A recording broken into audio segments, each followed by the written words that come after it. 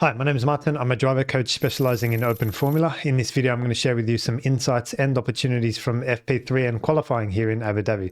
If you're interested in what my thoughts are, definitely keep watching.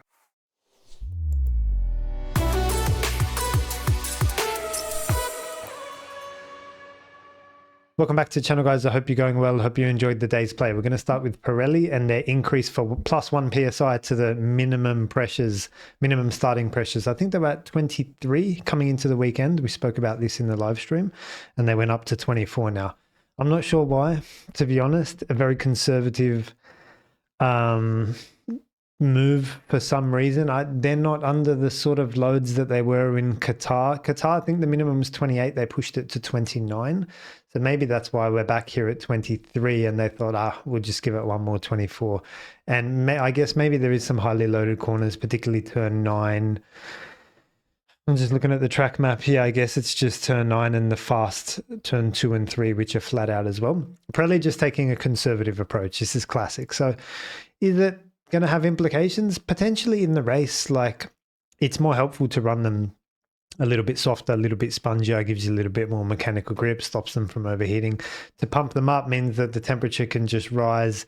And so those two off-camber corners that we've been speaking about all weekend, 13 and 14, particularly following other cars through there, it could be much easier now than it was yesterday to overheat your front tires. So just again, a case for the tight line, protect your front tires at all costs. I spoke to you guys in the live stream as well about two keys to this racetrack. Number one, timing of your turn-ins. And number two, the importance of off-camber and crest corners. I'll jump you on board with Lando Norris as he turns into turn 5 in FP3 session.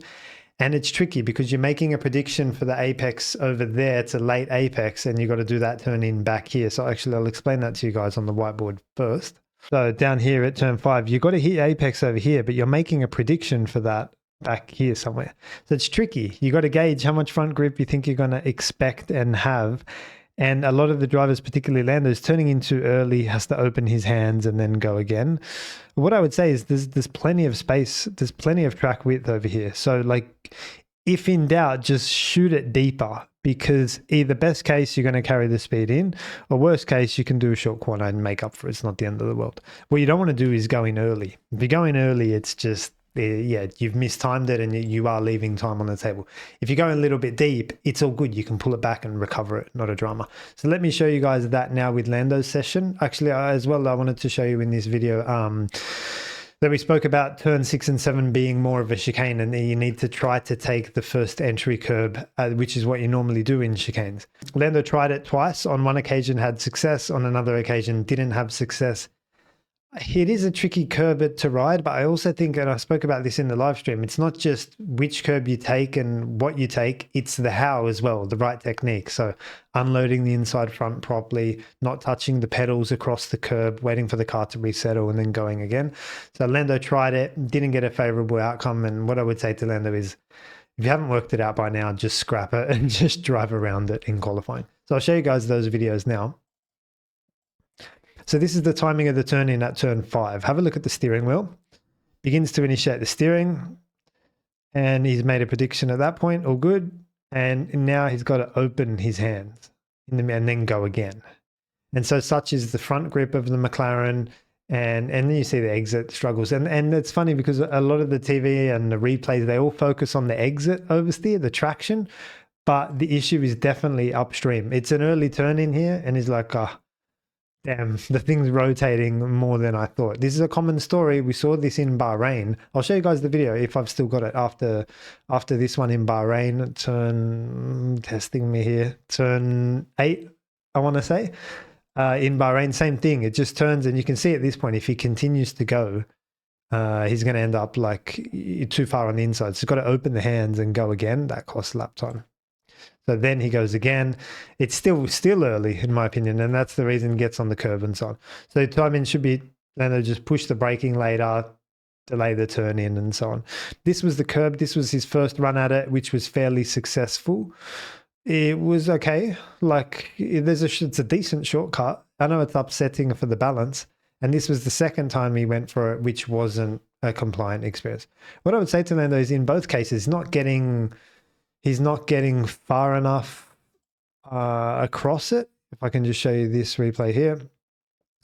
Like again, I see like just the angle he's cutting across, I feel like it's a little bit more like that than it should be sharper. It should do more rotation out wider, and so you're straighter across the curb. So he's still asking for a rotation. He's got a bit of space here. You want this thing to run underneath the car, and then that left front just bumps into there, as you guys can see, and that causes the disturbance. And then similarly, 2 issues in the next time he deals with it. Again, I think he was shallow here. Like I'd like for him to be a little bit closer. But then if you watch the throttle trace, which we have here, luckily for us, before the car resettles, the car hasn't even stopped bouncing yet. He can't even just wait 5 seconds for the car to resettle. He's already starts to go for the throttle. And that's the reason that you get the oversteer. So again, they'll show you the replays of this oversteer and he'll be like, oh, he took too much curb. It wasn't the curb. The curb is all good. If you don't touch any of the pedals and you just steer across that curb, nothing will happen. It will not pull the car around in that aggressive way. But when you just come through and before the car's resettled, you're greedy and you start to ask for traction, that's when the car's going to say you're having a laugh. So what I would say to Lando is, like I said before, if you haven't worked it out by now, forget it, just go around it. It's easier. It would be an easier instruction from my side going into a championship qualifying session. Would be like, it's not worth it at this point. So don't go near it. If you're looking for ultimate lap time, then sure, but it's FP3. I wouldn't be working this out now. I muck around with this yesterday. So yeah, that's why I would say just forget it, Lando, and move on. Lewis Hamilton struggles in turn 5, exactly the same as we saw yesterday. You guys know that when we get the external shot, we're watching the glove. You see the glove come outside the cockpit and then you see the correction and the glove disappears and you see the glove back in again, similar to what Lando did before, but a difference in extents and not kinds. I'll show you that now at turn 5 in the hands of Lewis. So you got to pay attention to the gloves and the steering wheel. You see it, there you don't, and he's correcting mid-corner just before the apex of the Ferrari. It was interesting because I've always thought this weekend it's just oversteer city on entry, and Lewis yesterday said he's got understeer, and I'm like, I don't know, like it's just a multitude of errors at the moment. So that one there, I just feel like is entry oversteer. And then you get the crash down at turn 9, which brought out the red flag halfway through the session. And it was a very similar sort of thing. I'll bring up the image now. I don't agree with Davidson's take. I'll show it to you now and walk you guys through it. Davidson was basically saying, well, there was too much entry curb here and there's a little bit of a gully here. And when he turns in from there, he gets the oversteer. I'd say, no, that's wrong. I don't agree with that. Not in my opinion, that's not correct. The reason being, if it can't work like that. So if Lewis had have just turned in and the moment he turns in straight away, straight off that curb, then the car 360s, okay, you know that the curb had something to do with it. That's not what happened. Lewis turns into the corner and the car goes into the corner. He gets a little bit further down on into the road before the problems begin. So then you see Lewis turning into the corner here. He's well and truly away from the curb. That story's all finished now. It's not a problem anymore. I'm not sure why Davidson read it like that. He surprises me sometimes with his takes. I like Anthony. Nice guy. Seems very nice, but just technically, I don't agree with his takes a lot of the time. Yeah, if we're turning in from that curb, think about when you put a right rear on the grass on entry, for example. Same sort of thing. It'll throw the car around immediately. It's very vicious. You will not make it this far into the corner. So Lewis made it this far, and I see like he got a bit of a bump, and then the Ferrari's been a lemon all weekend. So it's just, and what we just saw, right, at turn 5, struggling with the entry on the rear. So got a bump in the middle. He's obviously fully loaded it up. And then, yeah, straightens the steering wheel in the middle and, yeah, he has to go around. So I guess my point is he made it this far with no problem. And like I said, the curb, that entry curb is not a story for me. You guys let me know what you think in the comments, but I don't think that was a factor. I think it's the bump, because it just goes over the bump. The Ferrari doesn't resettle very nicely. It's got no rear grip. It's got no downforce. It's a useless car. It deserves to be in the wall in pieces. If I was Lewis, I just would have left it there and left the keys in it and just said, mate, you can take it. I'm done. So yeah, let me know what you guys think. Okay, so just as we head over to qualifying, I learned that Pirelli put the pressures up 1 and it was up to 24.5 and they said it was for graining. And again, like you guys know, I think that's BS. I think they just got to come up with some reason. I think the actual reason is structural integrity through the high speed. They're worried that the tires are going to explode, fail, delaminate, blister, like scratches, puncture. They're worried about serious stuff. They put them up +1 and said graining. Like, if you understand motorsport, you'll know that increasing the tire pressures is not going to help graining. But anyway, we'll let them off for that. I just thought I'd share that with you, that's what they said was for graining. Okay, so Q1, Lewis Hamilton out again, guys. So we saw that, you know, all through practice he's been struggling with the rear.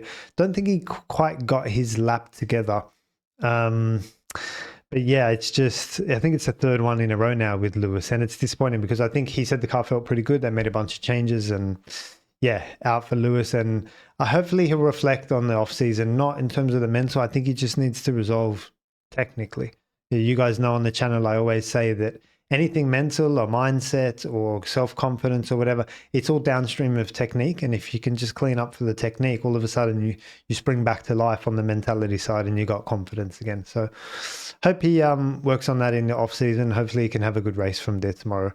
Lando's line out of turn 2. Okay, interesting topic. I wanted to talk to you guys a little bit about turn 2 because I spotted something with Lando, but most of the drivers are doing this as well, and I'm not a huge fan of it. Let me bring you guys over to the whiteboard, show you what I'm talking about. There's a little hack that I learned on the sim, and I think it is applicable in real life as well. I'm not sure why the drivers aren't doing it.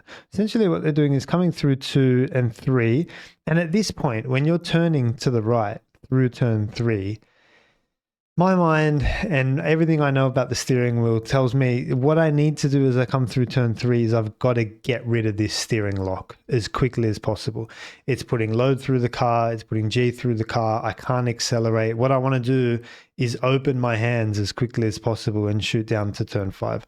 So I've drawn that really badly, but basically you exit out here, and a lot of them are keeping the steering lock in and going around like that. And it's weird, like the line that I discovered in the sim, which gave me a little bit more acceleration, just a little bit more pull down to turn 5, is all of this is the same, but you just open your hands up as quickly as possible and just chop across like that. And you see the meters you save there? It's class. I didn't see anyone do that actually. I thought I'd call it out to you because the drivers are really holding on to the right-hand steering lock. And I'm like, where you guys going? You know what I mean? Like once you get to that point, boom, just fire it into turn 5 as quickly as possible. Anyway, I thought that was interesting. And like, if I was coaching one of them, that would be like, yeah, just get rid of that steering lock as quickly as possible. Get the G out of the car, get the steering wheel straight, get the wheels pointing straight, and let the car just release off the corner. I'll show you guys now the video. Okay, let's have a look at it together. So this is through the fast left-hander of 2. Now 3, it's flat. Lando's still carrying this steering lock, and you can open the steering wheel at this point and just chop straight across this these curbs here. So it's still got right-hand lock, and it's like, where do you want to go? You know what I mean? It's still right-hand lock, and then left-hand lock, and I just feel like there is a shorter path down here, down to the braking zone at turn 5. So didn't see too many of the drivers take advantage of that. It's just a little trick, you know. It's not worth heaps, but there's not worth nothing either. So what you're looking for essentially is the left front has to be on this curb. Yeah, so the drivers that are missing that curb, and there's a bollard there as well, which is fine, but you want to straight line it through there. Anyway, I thought I'd share that with you as like a little trick. Lando was also missing his curb in the chicane, which we said in practice was probably the way to go, given that he didn't find a comfortable rhythm through there. So I'll be interested to see his Q3 lap, but at least in Q1, he was missing that, you know, going around that curb, which I think was better for Lando. In Q2, I always saw Max making up 2 brake balance changes on the run down to turn 9. I'm not sure what they are. I mean, I've been following this story for a while on the channel, the brake balance changes with Max. It doesn't flash up. Red Bull are very racy. They're very competitive with this sort of stuff. It's not going to flash up like Mercedes brake balance 54.6. Like Red Bull aren't that dumb. You know what I mean? It's going to come up BBAL 7 and that means something to Max. It doesn't mean anything to me and you. That's the first call out. But the second call out is every time he came down to turn 9, he was making these 2 changes on the brake balance switches, and they both say BBAL. So I think one of them is not brake balance, and I think it's interesting. I think they're masking it in some way. Like one of them will be an actual legit brake balance change. I think the other one will be either a brake shape, brake migration change, or it could be something totally different. It could be a differential change. and it just comes up BBAL for the second time. I'll share that with you guys now. Let me know what you think. Okay, so just watch the steering wheel. There it is on the top left, comes up BBAL 7. Okay, cool. Whatever that is. And then there's one on the Max does the toggle switch on the back. It comes up again, BBAL. The video is a little bit choppy. Hopefully you'll see it now. Yeah, they're BBAL 13 or something like that. So it's not like he selected the wrong one and he's now selecting the right one, because he does it every lap. Those two changes, whatever they are, I don't know. Thought I'd call it out to you guys. Something cool, something interesting, something edgy, something racy, something very competitive, you know. Red Bull are like keeping their cards close to their chest here. I thought Antonelli and George, both their lines into turns 13 and 14, not great. I'll jump you guys over to the whiteboard and I'll show you. If you haven't seen the live stream or the videos from yesterday, we spoke about here, these two corners, 13 and 14. They're both off camber, and the red line that has a later turn in, a later, more aggressive turn in, puts a roll into the car and overloads the outside front too much. And then you never quite get your nose in. And what you need to do is start to initiate the turn earlier, get across this curb, straighten the wheel, and get across that curb as well. It's very important you get across the curbs, because if you're a man here lying down looking at the racetrack, what you should see is the curb here and the track fall away. And so you don't want to be going around through this part of the track. That's where the camber is the most.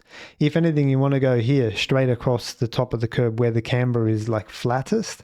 And so as you can see, like I've just drawn a section here, that the track falls away like that. So you want to just go over the top of the crest and avoid the negative camber.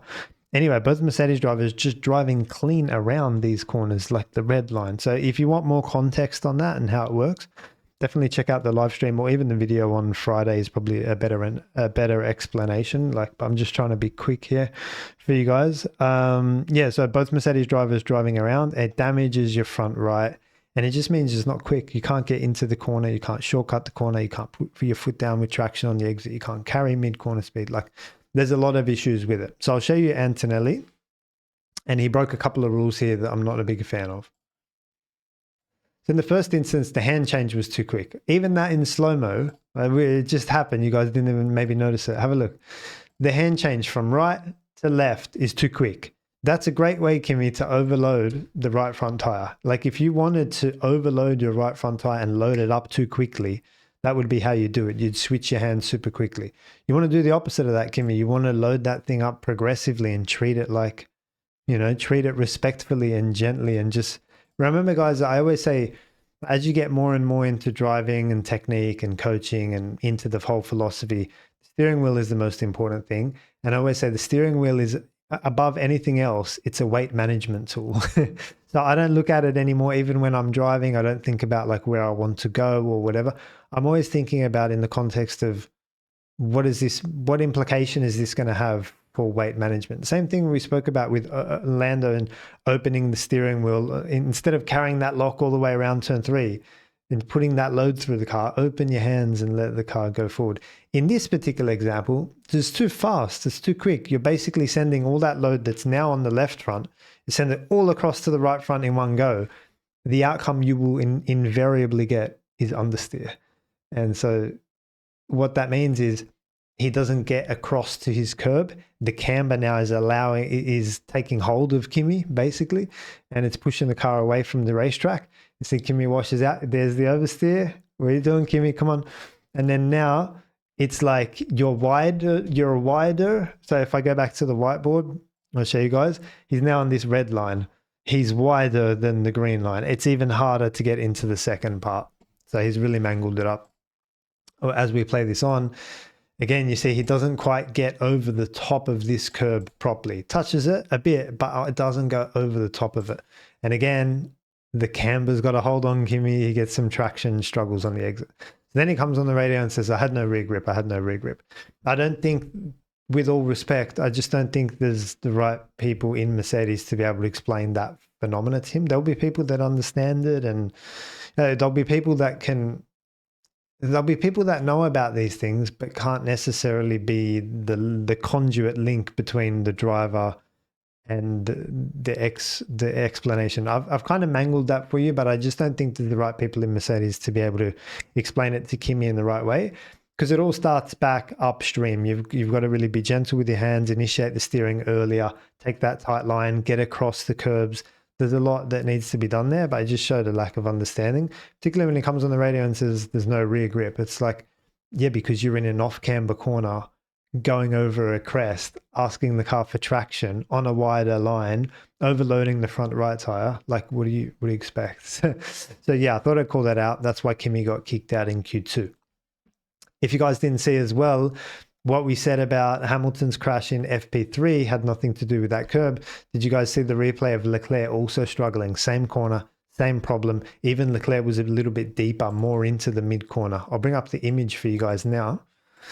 So this was Leclerc through here in Q2 and the same oversteer. So I think we were bang on with that. Leclerc was not on this entry curb like Davidson suggested. So I think that's out the window.